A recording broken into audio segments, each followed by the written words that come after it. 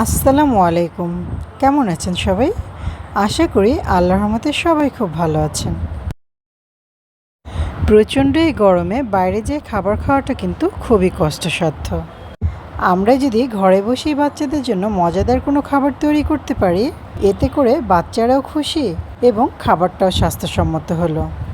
আজকে আমি বাচ্চাদের জন্য পাস্তা বেক করেছি।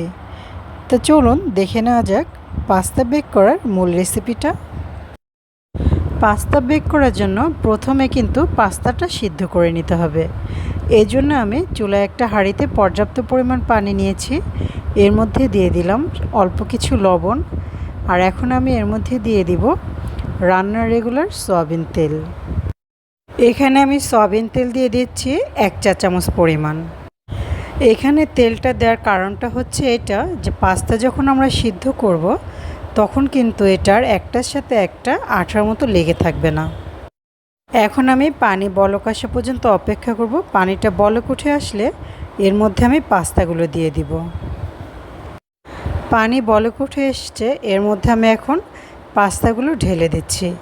পাস্তাগুলো দেওয়ার পর আমি একটু নেড়েচেড়ে পানির সাথে এটাকে মিশিয়ে নিচ্ছি।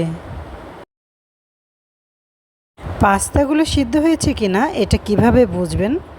দেখুন পাস্তার কালারটা কিন্তু চেঞ্জ হয়ে একটু সাদা সাদা হয়ে এসছে। এই ক্ষেত্রে আপনারা বুঝতে পারবেন যে পাস্তাটা এখন সম্পূর্ণভাবে সিদ্ধ হয়ে গেছে। এটা আমি এখন চুলা থেকে নামিয়ে একটা চালনিতে করে ছেঁকে পানি ঝরিয়ে নিব। পাস্তাগুলি দেখে নিশ্চয়ই বুঝতে পারছেন এটা কতটা ঝরঝরে হয়েছে। সিদ্ধ করার সময় পানিতে যদি তেল না দেওয়া হতো তাহলে কিন্তু এতক্ষণে এটা আঠালো হয়ে যেত। এখন আমি পাস্তা বেক করার জন্য চিকেন এবং ভেজিটেবলগুলো ভেজে নিব।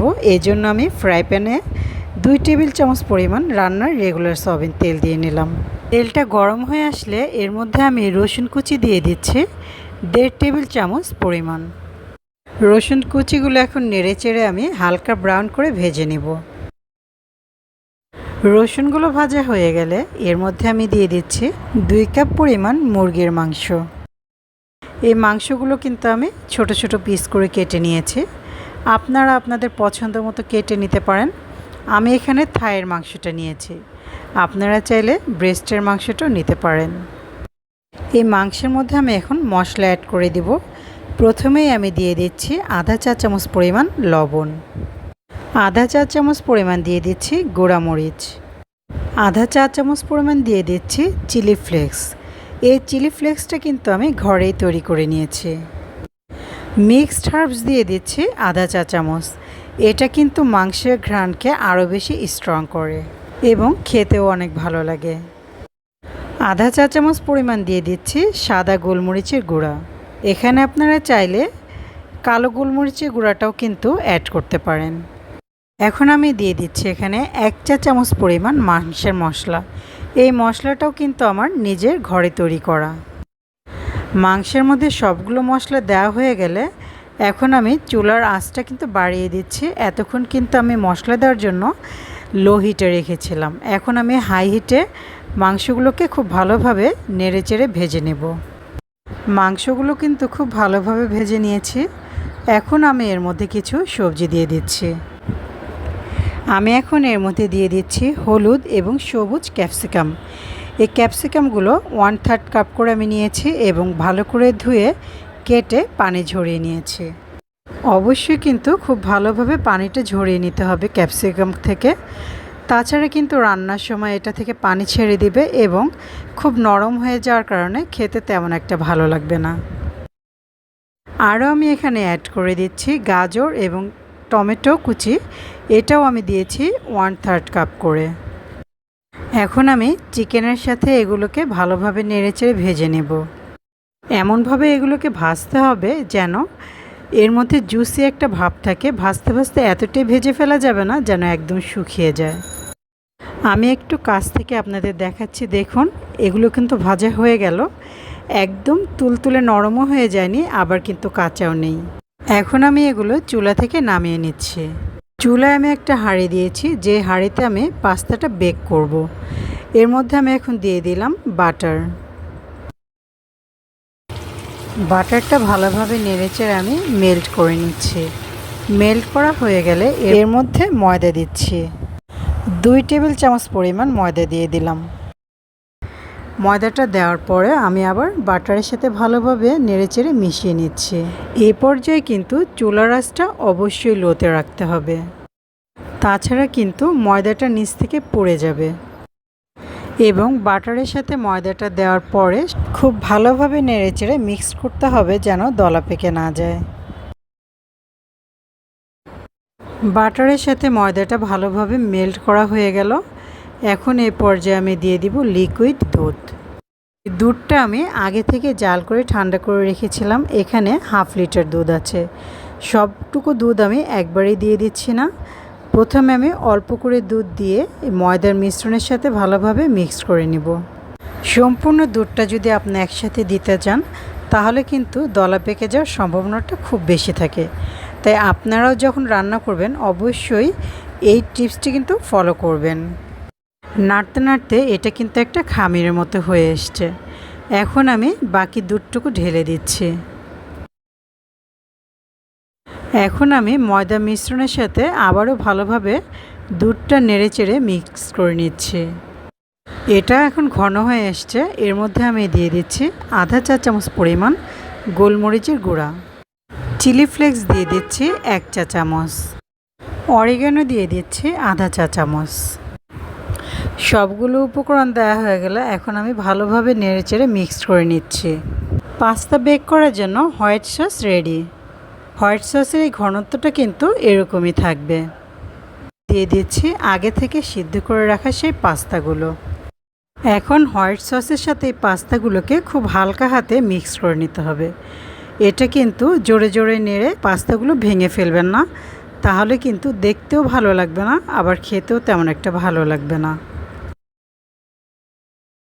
হোয়াইট সসের সাথে পাস্তাগুলো খুব ভালোভাবে মেশানোর পর এখন আমি উপর দিয়ে দিচ্ছি মোজরেলা চিজ।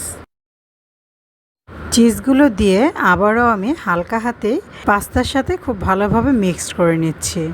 এই পাস্তাতে কিন্তু আমি আরও 1.5 চা চামচ লবণ অ্যাড করেছি। আজকের এই পাস্তা কিন্তু আমি চুলায় এবং ওভেনে 2 জায়গাতেই বেক করে দেখাবো। ওভেনে বেক করার জন্য এখানে আমি আলাদা একটা বাটিতে কিছুটা পাস্তা তুলে রাখছি। ওভেনে বেক করার জন্য কিছুটা পাস্তা আমি তুলে রাখলাম, আর বাকি যে পাস্তাটা আছে এর মধ্যে আমি চিকেন এবং ভেজিটেবলটা যে ভেজে রেখেছিলাম সেটা উপর দিয়ে দিচ্ছি। চিকেনগুলো দেওয়া হয়ে গেল। এখন আমি এর উপর দিয়ে দিচ্ছি স্লাইস করে রাখা মোজরেলা চিজ। চিজগুলো দেওয়া হয়ে গেলে আমি এর উপরে দিয়ে দিচ্ছি আধা চা চামচ অরিগানো। এখন আমি এর মধ্যে দিয়ে দিচ্ছি 2 টেবিল চামচ লাইট সয়া সস। এই লাইট সয়া সসটা আমার কাছে মনে হয় শেষে দিলে পাস্তার স্বাদটা আরেকটু ভালো লাগে। এখন আমি এর উপর দিয়ে দিচ্ছি টমেটো সস। টমেটো সসটা আমি এভাবেই পাস্তার উপরে ছড়িয়ে দিচ্ছি।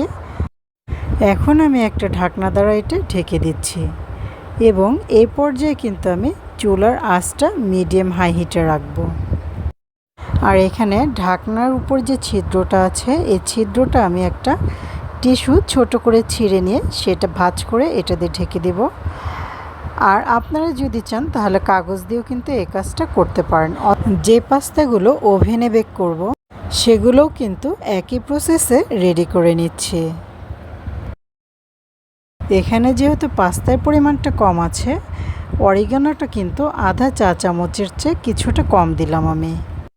সয়া সস দিচ্ছি 2 চা চামচ।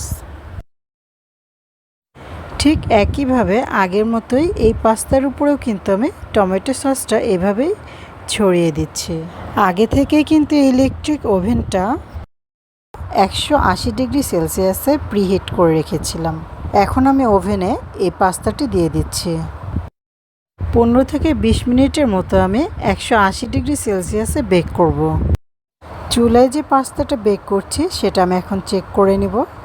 দেখুন উপরের চিজগুলো কিন্তু একদম গলে গিয়েছে, এর মানে হচ্ছে পাস্তাটা এখন পুরোপুরি বেক হয়ে গিয়েছে। চুলা থেকে এখন এটাকে আমি নামিয়ে নেব। ওভেনের পাস্তাটাও কিন্তু ভালোভাবে বেক হয়েছে, চিজগুলো গলে গিয়েছে। এখন এটাও আমি বের করে নিচ্ছি। রেডি হয়ে গেল আজকের অসাধারণ মজার বেকড পাস্তা। এই পাস্তা কিন্তু অসাধারণ মজা হয়েছে। আমি আজকে আপনাদের চুলায় এবং ওভেনে দুভাবেই বেক করে দেখালাম। দুটোর টেস্ট কিন্তু একই, শুধু পদ্ধতি আলাদা। আজকের এই রেসিপিটা আপনাদের কাছে ভালো লেগে থাকলে আমার চ্যানেলকে সাবস্ক্রাইব করে আমার চ্যানেলের সঙ্গেই থাকুন। সবাই ভালো থাকুন, সুস্থ থাকুন। আল্লাহ হাফেজ।